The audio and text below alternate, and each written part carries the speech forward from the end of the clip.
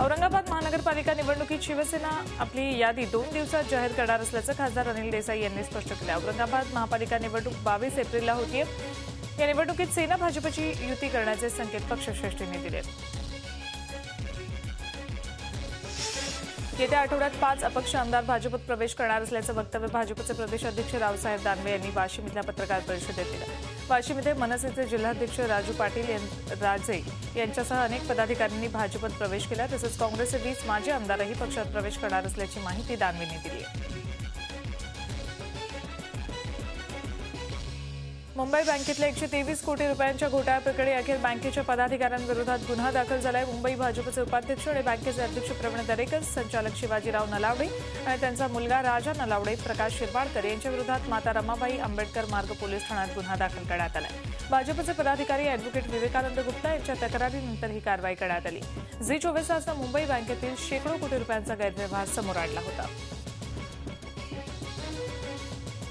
जळगावात टोकरी कोळी समाजाच्या मेळाव्यावेळी खडसे आणि महाजन यांच्यात मंत्र्यांच्या खात्यावरून आणि अधिकाऱ्यावरून जुगलबंदी रंगली। नाशिक आणि नंदुरबारचा पालकमंत्री असूनही काम होत नाही, कारण अधिकाऱ्यांच्या दोऱ्या खडसेंकडे आहेत असा टोला महाजन यांनी लगावला।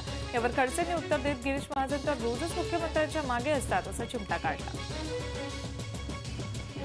देशभरात दानशूर लोकांची कमतरता नाही, मात्र स्वयंसेवी संस्था कामाच्या नावाखाली नुसताच निधीचा स्वाहार करत असल्यानं या व्यक्तींचा एनजीओवर विश्वास राहिला नाही असं विधान राज्याचे जलसंपदा मंत्री गिरीश महाजन यांनी जळगावात केलंय। खासदार स्वाभिमानी शेतकरी संघटनेचे अध्यक्ष खासदार राजू शेट्टी यांनी ज्येष्ठ समाजसेवक अण्णा हजारे यांची राळेगण सिद्धीत जाऊन भेट घेतली। अण्णा हजारे यांनी पुकारलेल्या भूमी अधिग्रहण कायद्याविरोधी आंदोलनाबाबत राजू शेट्टी यांनी अण्णांशी अर्धा तास चर्चा केली।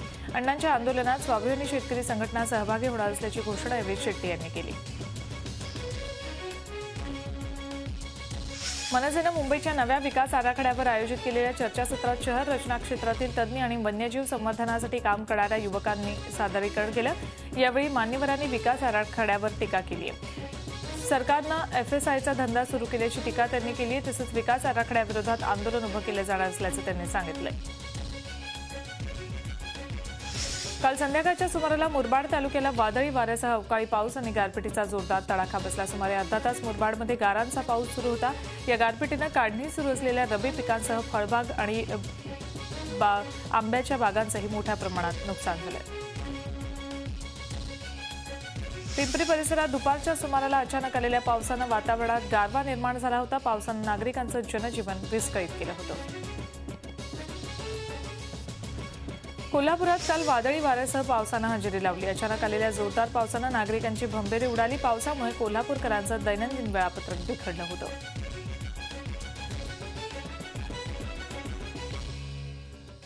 जलयुक्त शिवार या योजनेसाठी सिद्धिविनायक मंदिर न्यास प्रभादेवी यांच्याकडून 34 कोटी रुपयांची भरीव मदत करण्यात आली आहे। 34 जिल्ह्यांसाठी प्रत्येकी 1 कोटी अशी मदत करण्यात आली।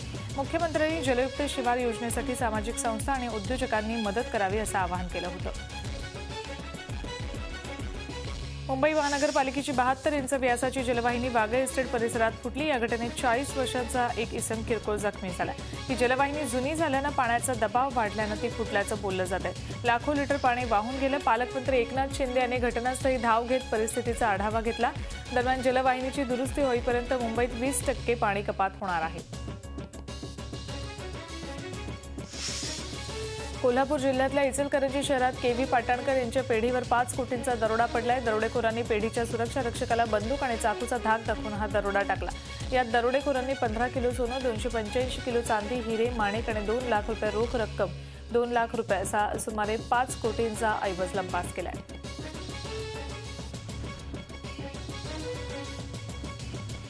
रायगड जिल्ह्यात आदिवासींसाठी असलेल्या कन्यादान योजनेत मोठ्या प्रमाणात भ्रष्टाचार झाल्याचं समोर आलं। जिल्ह्यातील आदिवासी कार्यकर्त्यांनीच माहितीच्या अधिकारात हा भ्रष्टाचार उघड केलाय। आदिवासींना मिळणाऱ्या कन्यादान योजनेत जोडप्याला 10,000 रुपये मिळतात, मात्र आदिवासी कार्यालयाने एकाच जोडप्याचं 2दा लग्न लावून पैसे उकळल्याची धक्कादायक माहिती पुढे आली आहे।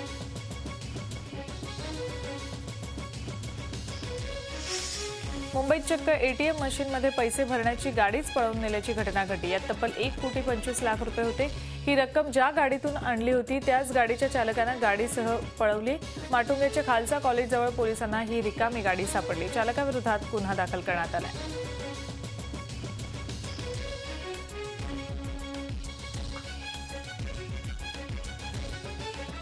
ठाणे पालिकेच्या मालकीचा असलेला ठाणे क्लब एका ठेकेदाराच्या उत्पन्न वाढीचं साधन बनलं असल्याची धक्कादायक बाब उजेडात आली आहे। जलतरण तलावासह क्लबचे सदस्य होण्यासाठी पालिकेनं वर्षभरासाठी 18,000 रुपये शुल्क आकारावं असा करार झाला असताना सुद्धा ठेकेदारानं 60,000 रुपये फी आकारली। पालिकेशी केलेला करार ठेकेदारानं धाब्यावर बसवलाय।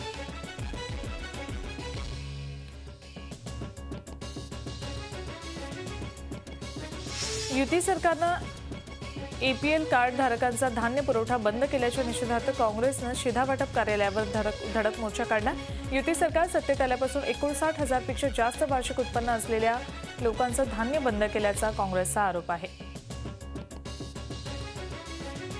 नवी मुंबई महानगरपालिकेच्या निवडणुका जाहीर झाल्या असून या निवडणुकीसाठी सर्वच इच्छुक उमेदवार तयारीला लागले। त्यामुळे आपली सरकारी थकबाकी भरण्यासाठी या उमेदवारांनी एकच गर्दी केली।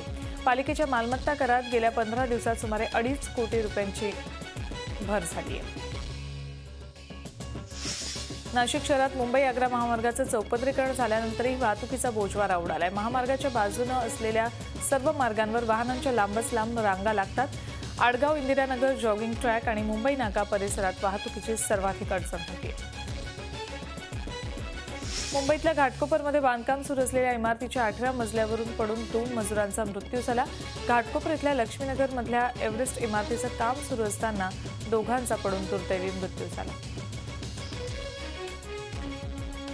समाजातील अपंग व्यक्तींना जगण्याचं नवीन बळ मिळवून देण्यासाठी नागपुरात शिबिराचं आयोजन करण्यात आले। भारतीय कृत्रिम अंग निर्माण निगम आणि Pandit Deendayal Upadhyay institute of medical सायन्सच्या वतीनं हा कार्यक्रम आयोजित करण्यात आला। नागपूर जिल्ह्यातल्या एकूण 5,302 अपंग व्यक्तींनी या सेवेचा लाभ घेतलाय। दिल्लीतील महाराष्ट्र सदनात आयोजित केलेल्या ग्रंथोत्सवाची सांगता मराठी पाऊल पडते पुढे या कार्यक्रमानं झाली। महाराष्ट्राची लोककला, गाणी, लावणी सादर करण्यात आली। या कार्यक्रमाला दिल्लीत मराठी रसिकांनी मोठ्या संख्येनं उपस्थिती लावली होती।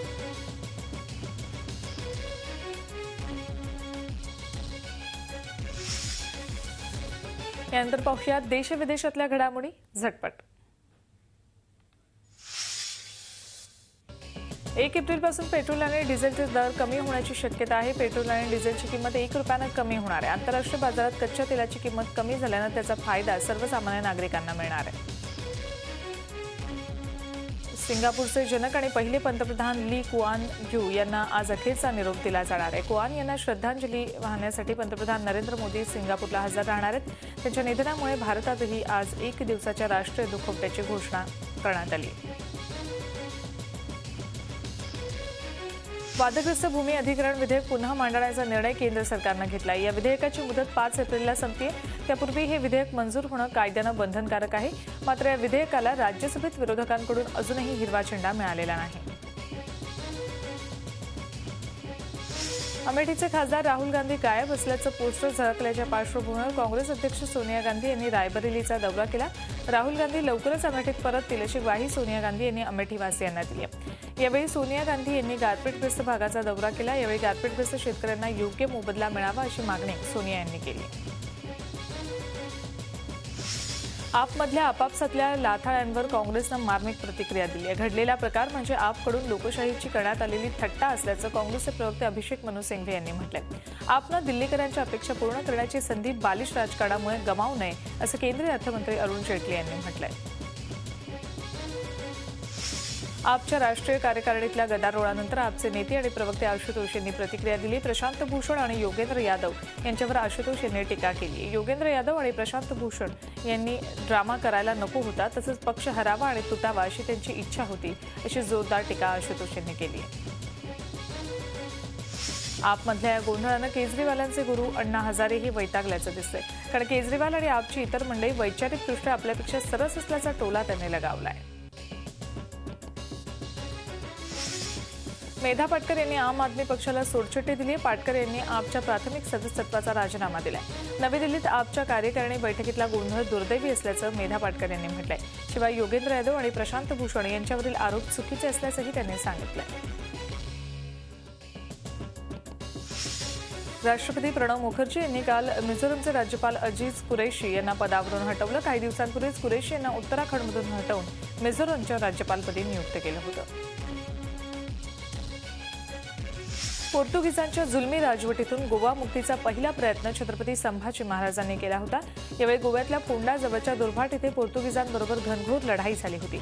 या जाज्वल्य इतिहासाचं स्मरण राहावं म्हणून दुर्भाट येथे संभाजी महाराजांचं भव्य स्मारक उभारण्याच्या विधानसभेत मांडण्यात आलेल्या प्रस्तावाला मुख्यमंत्र्यांबरोबर सगळ्यांनीच पाठिंबा दिला। आध्यात्मिक गुरु आणि आर्ट ऑफ लिव्हिंगचे संस्थापक श्री श्री रविशंकर यांना एसीसी अतिरेकी संघटनेनं धमकी दिली आहे। मलेशियामध्ये रविशंकर यांचं शिबिर सुरू आहे। यावेळी पेनांगच्या जेन हॉटेलच्या मॅनेजरला एक पत्र मिळालं। रविशंकर यांना हॉटेलमध्ये उतरू दिलं तर त्याचे परिणाम भोगावे लागतील असं या पत्रात म्हटलं होतं। तसंच रविशंकर यांना ठार मारण्याची धमकीही देण्यात आली आहे। देशी बनावटीचं IRNSS-1D या दिशादर्शक उपग्रहाचं प्रक्षेपण झालं। श्रीहरिकोटा इथून PSLV C-27 या प्रक्षेपकाच्या साहाय्यानं या उपग्रहाचं प्रक्षेपण झालं। अमेरिकेच्या ग्लोबल पोझिशनिंग सिस्टीमच्या GPS धर्तीवर संपूर्ण भारतीय बनावटीची प्रणाली स्थापित करण्याच्या उद्देशानं हा उपग्रह अवकाशात झेपावलाय। सुमारे 1425 किलो वजन असलेल्या IRNSS-1D या उपग्रहाचं आयुर्मान 10 वर्षांचं असेल। त्याचा उपयोग दिशादर्शनासाठी होणार आहे। काल रात्री 8:30 वाजता जगभरात अर्थ अवर पार पडला। 162 देशांमधील 7000 शहरांमध्ये या मोहिमेला प्रतिसाद मिळाला। रात्री 8:30 वाजता दिवे बंद करून अर्थ अवर पार पडला। 2007 पासून जगभरात ही मोहीम राबवली जाते। ऑस्ट्रेलियात वर्ल्ड वाईल्ड लाईफ फंड उपक्रम राबवला गेला आणि तिथेच या मोहिमेची मुहूर्तमेढ रोवली गेली होती।